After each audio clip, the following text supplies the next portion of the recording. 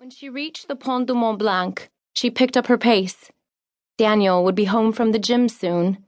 She wanted to arrive before him, get breakfast started, and lay out the dishes as part of a peace offering. She forgot who had once dispensed to her that newlywed advice, never go to bed angry at each other. But it rang loudly in her ears now. Then she was laughing to herself over it, because now, after 6 months, it felt like they were an old married couple. On reflection, the argument last night could have been avoided if only she'd held her tongue.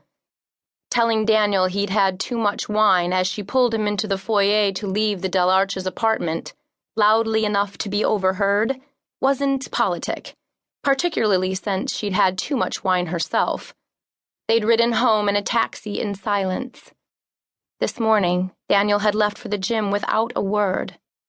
Sasha figured a cheery hello and the table set for breakfast would put things back on an even keel. She walked up Rue du Mont Blanc and had entered Rue Ami Lévrier, hurrying now, when she noticed a man was walking behind her, seeming to match her pace. She slowed to let him pass. He slowed. She felt a bolt of alarm and slid her hand into her handbag, felt for the grip of her 9mm Beretta Cheetah. The American from the Bakers? She took a sharp breath, stopped, and turned. It was a portly man in a sweatsuit. He widened his eyes at her abrupt movement, then smiled and said, "Guten Morgen," averted his eyes, and walked past. Sasha could feel her pulse in her temples as she watched him turn the corner onto Rue des Alpes. She exhaled. She remembered Daniel's constant admonishments of her for being paranoid, or just careful. She continued down Rue Ami Lévrier, then opened the door to their apartment building. "Hello, Miss Sasha," Francois said from behind his security desk when she entered and crossed the lobby to the elevator. She checked her watch on the elevator, tapping her foot. Upstairs, she hurried, hoping to get breakfast well on its way before Daniel returned home. The ingredients for their goat cheese, sun-dried tomato, and caramelized onion omelets were all prepared and waiting when she heard Daniel enter. She brushed her hair back from her eyes, looking up at him as he crossed the dining room into the kitchen. His tan from their 2 weeks in St. Martin made him gleam like a sun god, warming her. "Sorry I got so pissed off," he said. "My fault, darling.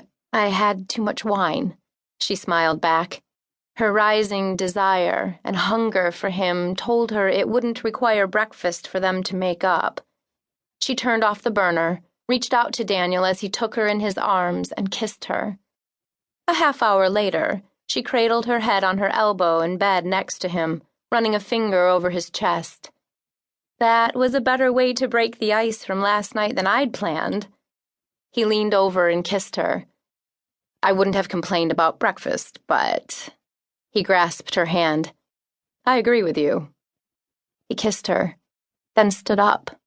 She watched him cross the bedroom to the bathroom. He'd hardened and slimmed his body over the last year. She felt a rise of desire for him again. She said, "Retirement's been good to you." He stopped and looked over his shoulder at her. "When I met you, you were lamenting your love handles and your 40s metabolism. Working out regularly agrees with you." He smiled and walked into the bathroom. She rolled onto her back as she heard him turn on the shower. Sasha sighed, content. This was her man. How could she ever imagine anyone else in her life? The next Saturday, Daniel left for the gym, Sasha on her rounds to her usual shops in Old Town, as had become their routine. When Sasha returned home and pulled on the door to their apartment building, she found it locked. She peered in and saw that Francois was away from his security desk. Probably a bathroom break? She fished out her keys, opened the door, and walked to the elevator. Upstairs, she noted that the light at the far end of the hall was out, and saw a light emerging from beneath the rear door to their apartment, where they'd created their master bedroom suite, by knocking out the walls to take over the other apartment on their floor. Is he home already? She opened the main door and called from the foyer into the bedroom. "Daniel?"